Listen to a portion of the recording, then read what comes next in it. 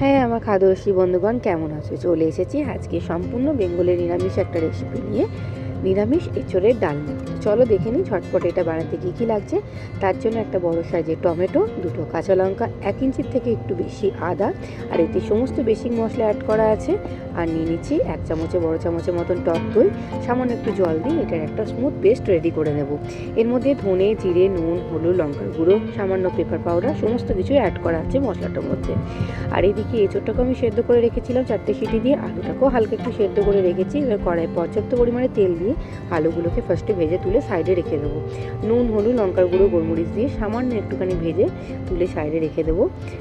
যতক্ষণ এটা ভাজা হচ্ছে ততক্ষণ এই একটা ফোড়নের মশলা রেডি করে নিচ্ছি। তার জন্য রাখবে দারচিনি, বড় এলাচ, ছোট এলাচ, লং, কটা পেপার পাউডার একটুখানি ক্রাশ করে নিচ্ছি। এটা তোমরা একটু শুকনো খোলায় রোস্ট করে নিয়ে ক্রাশ করলেও করতে পারো, তাতে ফ্লেভারটা আরও সুন্দর করে বেরিয়ে আসে। তো ভালো করে একটুখানি ক্রাশ করে নিচ্ছি। সমস্তটা কিন্তু পুরো মিহি ক্রাশ হবে না, হালকা একটু গোটা গোটা থাকবে, হালকা একটুখানি দাঁড়া দাঁড়া ভাব থাকবে, সেরকমভাবে রেখে এটাকে সাইডে রেখে দিচ্ছি। ততক্ষণ ওইদিকে আলুগুলোও ভাজা ভাজা হয়ে গেছে, ওটাকেও তুলে সাইডে রেখে দিচ্ছি। এবার ওই তেলের মধ্যেও এঁচোড়গুলোকেও সামান্য একটু নুন, হলুদ, লঙ্কার গুঁড়ো, পেপার পাউডার দিয়ে ভেজে তুলে সাইডে রেখে দেবো।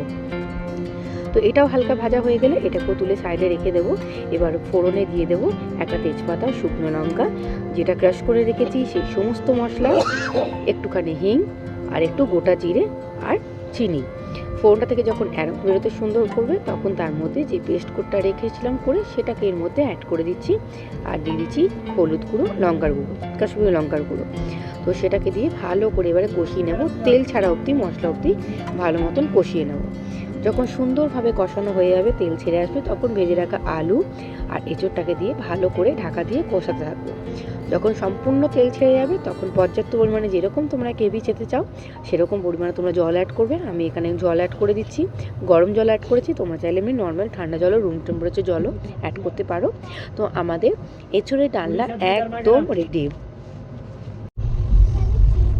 ভালো করে এবার কষিয়ে নেব। এবার জলটা ফোটা অপেক্ষা, যেরকম তোমরা গ্রেভি খেতে চাও। এবারে ওপর থেকে যখন সুন্দরভাবে জলটা ফুটে উঠবে তখন গরম মশলা 1 টেবিল স্পুনের মতন গরম মশলা, চিড়ে রাখা 2টো কাঁচা লঙ্কা আর একটু সামান্য ঘি দিয়ে গরম গরম পরিবেশন করব এঁচোড়ের ডালিয়া।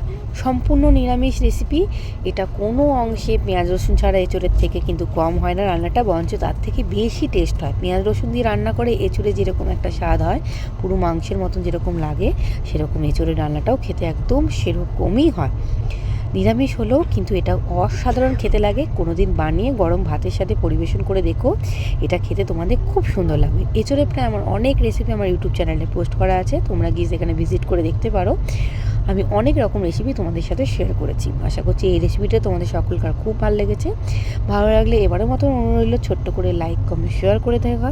নতুন কেউ থেকে থাকলে অবশ্যই চ্যানেলটাকে সাবস্ক্রাইব করো, পাশে থাকা বেল আইকনটা ক্লিক করে দিও, যাতে সমস্ত নোটিফিকেশান আপডেট তোমাদের কাছে পৌঁছে যেতে থাকে। তো চলো টাটা, দেখা হবে পরবর্তী রেসিপিতে।